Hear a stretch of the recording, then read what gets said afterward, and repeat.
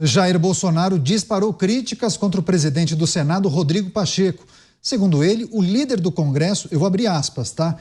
O líder do Congresso é uma vergonha em todos os aspectos. A manifestação acontece justamente após Pacheco não se posicionar contra a suspensão da rede social X no Brasil e travar ações diretas ou indiretas contra o Supremo Tribunal Federal e seus ministros.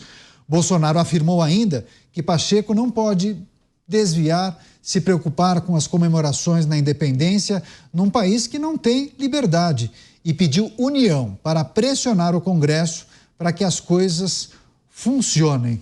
Você, Alan Gani, Jair Bolsonaro, ex-presidente da República, subindo o tom, criticando de forma veemente o presidente do Senado, Rodrigo Pacheco, e dizendo que não adianta se preocupar com as comemorações de 7 de setembro, se no Brasil nós estamos vivendo em uma situação, um cenário onde a liberdade não seria total. Enfim, queria sua reflexão. Exatamente, né? O Jair Bolsonaro canaliza ali críticas da direita, não apenas ao Supremo Tribunal Federal, mas à omissão do presidente do Senado, o Rodrigo Pacheco, que não pauta um pedido de impeachment a um dos ministros do Supremo Tribunal Federal. Basicamente, a crítica que boa parte aí da sociedade civil tem feito à atuação do Supremo tem dois pilares. O primeiro pilar é o Supremo Tribunal Federal invadindo o espaço do poder legislativo. Então, o Supremo, na prática, acaba legislando, dando a palavra final. Ele não diz se a matéria é constitucional ou não.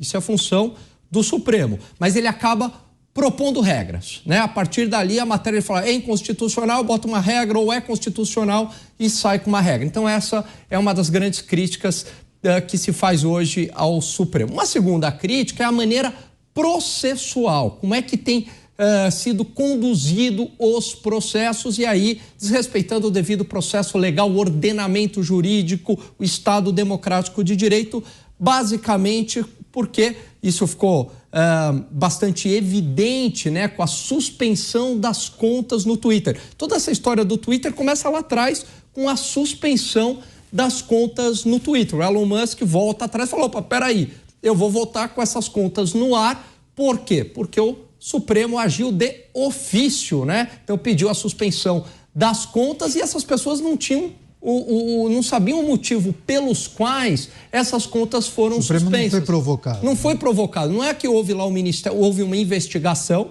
a polícia falou, tem um crime aqui, esse pessoal está praticando, por exemplo, um crime de calúnia, né? Tem um pessoal caluniando o ministro Supremo. Aí investiga, vem o Ministério Público, oferece a denúncia, provoca o Supremo, aí o Supremo falou, opa, tem um crime aqui, pede para tirar a conta do ar. Não é isso que aconteceu. Se fosse isso que tivesse acontecido, né, nada disso agora estaria em andamento. O Twitter não teria sido suspenso. O que aconteceu é que, de ofício, o Supremo Tribunal Federal disse o seguinte, olha, tem algumas contas aqui que eu quero que saiam do ar. Mas essas pessoas nem sabem por que ninguém sabe, para falar a verdade, por que essas contas saíram no ar. E sempre diante de rótulos muito vagos, né? E que nem estão no ordenamento jurídico brasileiro. Por exemplo, crime de ódio, desinformação ou fake news são palavras muito elásticas, muito vagas, muito abstratas. E a gente sabe que o direito, ele não se faz com palavras vagas, elásticas, com conceitos abstratos, mas com algo muito concreto. Caso contrário, eu posso utilizar, Caniato, essas expressões ao meu bel prazer, simplesmente com a conveniência para calar opositores. É isso que aconteceu, não houve participação do Ministério Público e essa é uma crítica da sociedade, uma cobrança em cima de Rodrigo Pacheco. As críticas de Jair Bolsonaro a Rodrigo Pacheco, segundo ele, Pacheco, que é o presidente do Congresso Nacional, do Senado Federal, seria uma vergonha em todos os aspectos e também disse que não há o que comemorar no dia 7 de setembro, porque no nosso país não haveria liberdade. Enfim, claras referências à suspensão da rede social X. Delegado Palumbo, a insatisfação de Jair Bolsonaro é a insatisfação de parte do país e de parte da classe política também, né? Sim, tem muitos deputados que estão muito descontentes com o Pacheco e não é de hoje. é já pelas atitudes dele, ou melhor, pelas omissões dele. Eu acho que o Brasil ele carece de homens e mulheres com coragem. A grande verdade é essa, né? Muitos chegam ao poder e querem se perpetuar no poder e não servem mais ao povo, e sim servem a seus próprios interesses.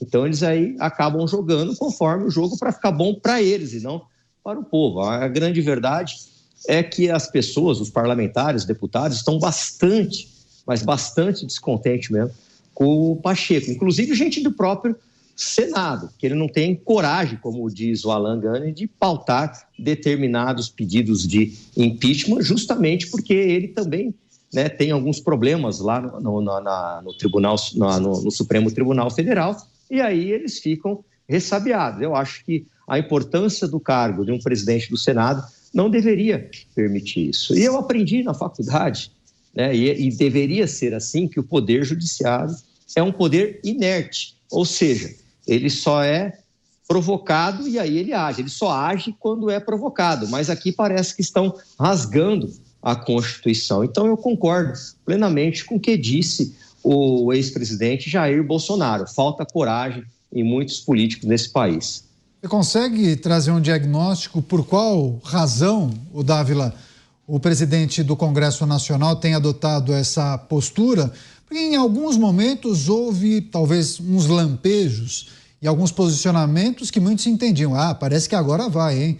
Ele, inclusive, em algum momento se colocou contra o Executivo Federal, chegou a ser autor de uma proposta que ia na contramão do que defendia o Executivo Federal. Só que na grande maioria das vezes a gente observa talvez um posicionamento mais em cima do muro, mais ensaboado, enfim, muitos entendem que até teria um objetivo eleitoral olhando para 26. Enfim, o que é possível trazer para a gente refletir aqui? Olha, Caniato, o estilo diplomático de Rodrigo Pacheco é não arrumar encrenca com nenhum dos poderes. Então é óbvio que esse estilo dele, ele não vai colocar nenhum pedido de impeachment de ministro do Supremo Tribunal Federal. Pode ter 1 milhão de pessoas na rua que ele vai manter bonitinho na gaveta lá, porque o que ele quer é manter a autonomia do Congresso, e por isso ele não vai arrumar uma encrenca com outro poder. Então, eu não vejo como, enquanto Rodrigo Pacheco for presidente do Senado, que tem alguma chance de ter algum pedido de impedimento. Agora, Rodrigo Pacheco, ele atua com o pulso firme apenas quando o Supremo, e aí sim, tem interferência absoluta em assunto unicamente do Congresso Nacional. Aí ele colocou rapidamente para votar, por exemplo, marco temporal, a história da lei que praticamente acaba com a ideia de 40 gramas ilegal de maconha, né, que já aprovou no Senado, agora precisa aprovar na Câmara. Aí ele tira da gaveta rapidamente essas coisas para falar, opa, isso aqui é autonomia exclusiva do Congresso, quem manda aqui somos nós, e tem que parar com essa interferência do judiciário em questões do legislativo. Mas somente nessas horas é que ele entra em campo e tira ali uma matéria da gaveta e põe em votação. O resto do tempo ele está tentando manter esse jogo da boa relação com os poderes, tanto com o executivo como com o judiciário. Ele é uma pessoa que está sempre muito próximo ao presidente Lula, também está sempre próximo aos ministros do Supremo, então eu não vejo como uma pessoa do perfil de Rodrigo Pacheco colocaria em votação um pedido de impeachment. E tem um terceiro temor que me preocupa mais do que todos esses, nesse momento que a gente está discutindo a ausência de liberdade de expressão. É a história de rever a PL da fake news. Porque quem jogou duro, quem acabou com esse PL da fake news no Congresso foi o presidente da Câmara, foi o Arthur Lira. Ele que jogou duro, não foi o Pacheco. Então, esse silêncio do Congresso é muito preocupante, porque pode sair da gaveta novamente esse projeto que, no fundo, é legalizar o cerceamento da liberdade de expressão, que era esse projeto da fake news lá atrás, que, felizmente, foi engavetado pelo Arthur Lira e o Rodrigo Pacheco fez vistas grossas. Exatamente. Muitos entendem que aquele projeto, da maneira como foi produzido e relatado pelo parlamentar do PT, salvo engano, me fugiu. Orlando Silva, exatamente. Alan Gani está rápido aqui. muitos entendem que dificilmente aquele projeto, se fosse apresentado mais uma vez, prosperaria. Só que também há quem diga que a medida tomada pelo Supremo Tribunal Federal de suspender a rede social X já seria, digamos, um primeiro passo no caminho de você regular as redes sociais. Mas poderia ser algo muito próximo, aquele projeto relatado por Orlando Silva. Enfim, ainda que muitos defendam limites para as redes sociais, né, Gani? O problema é assim, que limites seriam esses? Será que não iria, inclusive, limitar o seu direito à liberdade de expressão? Isso é muito grave, né? Muito grave. Aliás, esses limites já existem hoje. É o limite do crime de injúria, calúnia e difamação. E a pessoa deve ser responsabilizada. Eu sou contra o anonimato em rede social. Então, uma pessoa... Aliás, esses perfis que caíram não eram anônimos. Pessoas conhecidas, inclusive, tem senador da República aí. Então, se a pessoa cometeu algum crime, é direito da pessoa saber qual crime que ela cometeu diante de uma investigação. Olha, cometeu tal crime, passa por um julgamento da justiça, a provocação do Ministério Público ou de uma outra parte que se sentiu prejudicada em relação ao crime e o juiz julga e vai suspender ou não aquela postagem diante do crime. Mas veja como isso foi escalando e a gente foi se acostumando, a gente foi normalizando a censura. Isso é muito grave na sociedade brasileira.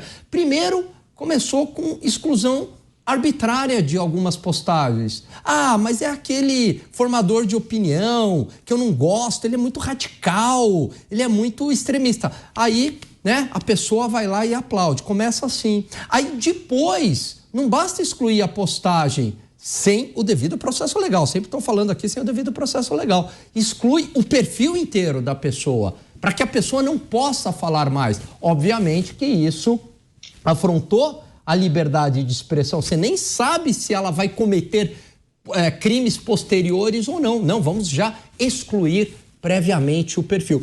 Da exclusão do perfil, a gente dá um passo além, inimaginável.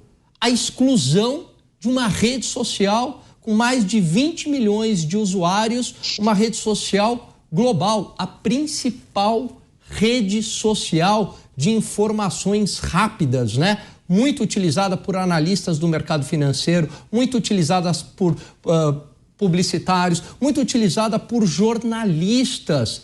Para se ter uma ideia da gravidade disso, Caniato, nem na Venezuela o Twitter foi excluso. Quer dizer, o Twitter continua operando na Venezuela. Então, é algo muito grave que a sociedade tem que repensar, porque é uma medida absolutamente desproporcional e extremada.